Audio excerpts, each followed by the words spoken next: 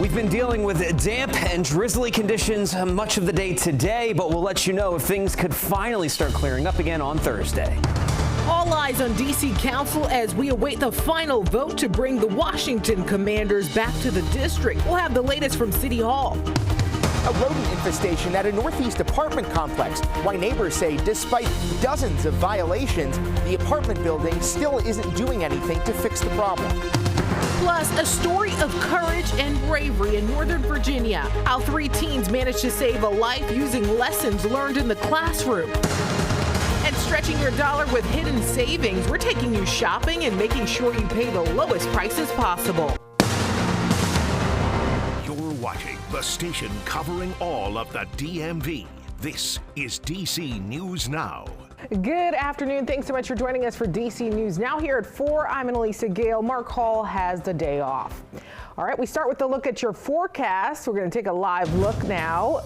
This first at the National Cathedral, still muggy out there, and rain, a little mist here and there has been coming down in parts of the DMV. Let's turn over to meteorologist Damon Matson for a first look at our forecast. Damon, definitely a gloomy day, but needed rain there for sure. Big time needed rain, Annalisa, and we are seeing those rain bands continue in parts of the region, but where that steadiest rainfall has been today has shifted a little bit. You saw the live view there out toward the National Cathedral. Yeah, still some of that drizzle, light enough rain to keep things damp, but on the radar, it is fairly quiet around D.C., which is where we had the steadiest rainfall back on Tuesday. But as we look to the north, this is where the steadiest bands have been tracking throughout the day across north central Maryland, drifting over into parts of northern Virginia, the eastern panhandle of West Virginia. So out toward Winchester, into Berryville, up through Harper's Ferry. We're still seeing some steadier rainfall, and one of the harder hit areas that is picking up some of that much needed rain to help with the drought right through Frederick, where there is still some steadier rainfall drifting south of the city there near Ballinger Creek and down Route 340 and Route 15 toward Loudoun County. So again, we will continue to see those scattered bands of steadier rainfall, mostly north of the city. The rest of us, though, will continue to have clouds, very chilly temperatures, and at least some of that drizzle and mist. And given how cool and damp it will stay tonight, we're likely to see areas of fog developing heading into our Thursday morning. So, folks, it's definitely going to remain damp, drizzly to wrap up the day today. But when should we expect a big-time switch up for the end of the week? We'll have a full look at that forecast coming up here in just a bit. All right, Damon, thank you. Well, all eyes are on the D.C. City Council as it prepares to take its second and final vote on a $4 billion deal to bring the team back to the district. That deal includes a new 65,000-seat stadium, 6,000 residential units, a sportsplex, and much more, with D.C. taxpayers on the hook for $1 billion of those dollars. D.C. News Now's Marielle Carbone joining us live at the Wilson Building, awaiting that vote. And Marielle, the details of this deal are still being negotiated up to the last minute. Yeah, Annalisa, they are, to the dismay and really concern of the Commanders. Leading up to this meeting, several council members submitted some amendments and changes they want to see to the deal. And the team today sending a letter to council saying that these last-minute changes are unworkable and impractical. Now, heading up to today's meeting, we know the chairman of the council had a last-minute meeting with the team. And the team did agree to some new environmental changes and protections while building this new stadium. So they've agreed to strive towards a LEED Platinum stadium. They've agreed to saving some heritage trees on the property and getting as close to zero waste as possible. But some of the other amendments by council members remaining unchanged at this point. We know Councilmember Brianna Doe is against using any taxpayer dollars on this deal. That hasn't changed. Councilmember Matt Fruman wanting some harsher penalties if housing is not delivered by the team on time. Councilmembers Trayon White and Robert White are pushing for displacement protections for families in the area. We actually spoke to Robert White ahead of today's legislative meeting. Take a listen to what he had to say about this deal. Love the team. I'd love to have them here, but if they can afford to build the stadium and we can't, why are we going into a deal where the District of Columbia taxpayers are going to price people out and not make a financial benefit?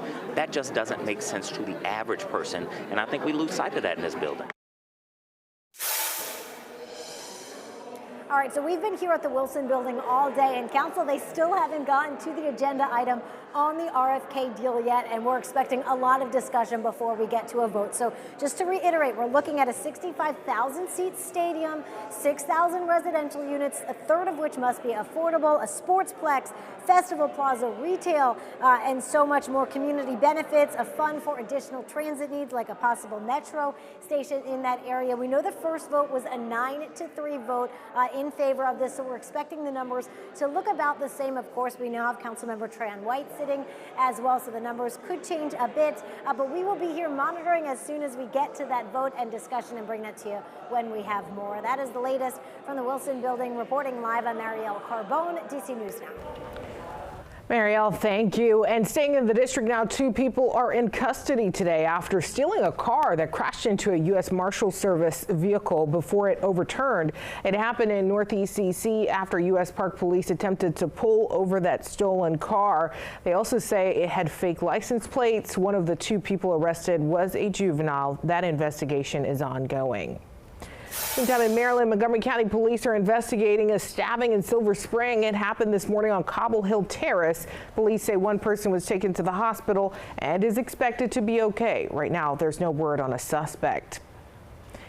Meantime, after President Donald Trump's takeover of D.C.'s police force, prosecutors are dropping some of those cases. According to the Associated Press, more than 50 people were faced with federal charges, but prosecutors have now dropped 11 of those cases. A judge dismissing 2 felony assaults Tuesday at the request of the U.S. attorney.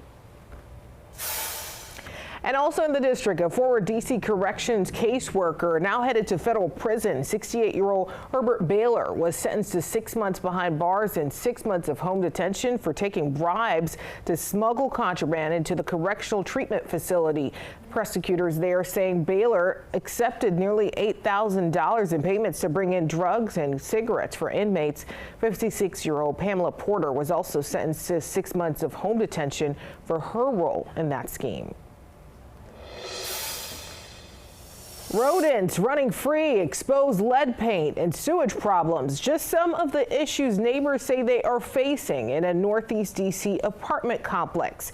DC News Now's Daniel Hamburg joining us live from the apartments in Brooklyn. And Daniel, this is a follow-up to a story you did almost 2 years ago. Has there been any change there? Well, Annalisa, neighbors tell me they don't think it's gotten better. In fact, many of them think it's gotten worse. You can see right here some traps outside, as well as some burrows where you can clearly see that some of those rats have been in. Now, since October of last year, the D.C. Department of Buildings has documented 48 violations at Dahlgreen Court Apartments, totaling more than $35,000. Those violations include everything from peeling paint to numerous sanitation issues and rodent infestation. Inspectors from the Department of Energy and Environment have also found lead dust in at least one apartment. Apartment management says they're working to fix these issues, but those who live here don't see any changes. Can you...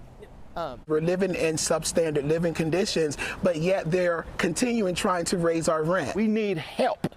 Do your job and come out here and hold these people liable for the negligence that they're forcing us to live in. We're tired. We're tired.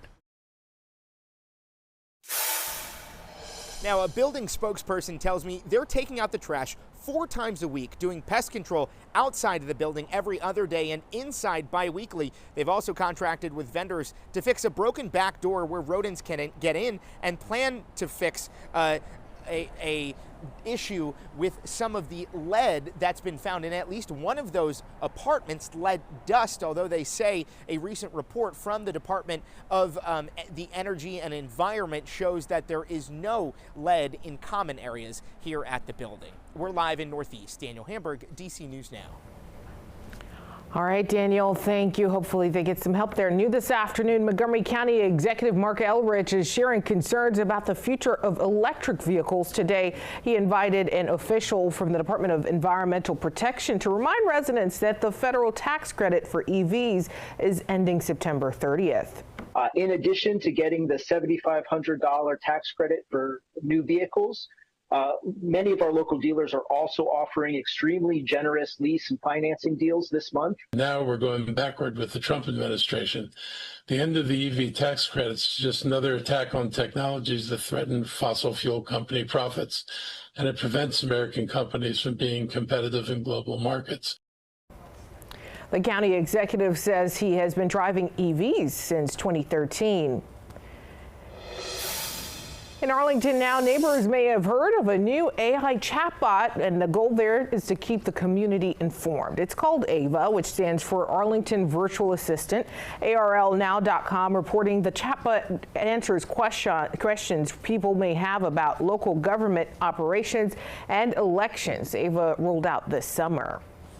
Also staying in Arlington, there's family fun coming next weekend, the annual Clarendon Day. Returning, ARLnow.com says there will be over 150 local artists, businesses, and nonprofits. That's happening September 27th, from 11 a.m. to 6 p.m. on the block surrounding this Clarendon Metro station there. Event organizers say the first 500 kids to visit the Alliance booth will get a free prize. And turning now to sports, we received an update on the Commanders quarterback Jayden Daniels, who suffered a knee injury on Thursday Night Football versus the Green Bay Packers. Daniels' status is still day-to-day, and whether he'll start Sunday versus the Raiders is still up in the air right now. Daniels did not practice today, but he did throw. Instead, backup quarterback Marcus Mariota got the reps with the starters Wednesday. Before practice, Dan Quinn gave an update. Through that process, that's him as a competitor, but we also, recognize the importance of the person, the player, what he means to the franchise. So we're also going to be smart, not just fast in this assessment. But this is a player that's absolutely wanting to do everything all the time. So it was a good start to the week for us, throwing the movements at the position. So I know we've talked a little bit about return to play, but there are position-specific skills that you do for each one. So he hit those today, which was a good start. And then, like I said, I'll give you the final update on Friday. Yeah, we'll keep updating you as well on Jayden Daniels' status throughout the week. And as we get closer to game day, you can check on air and online for the latest there.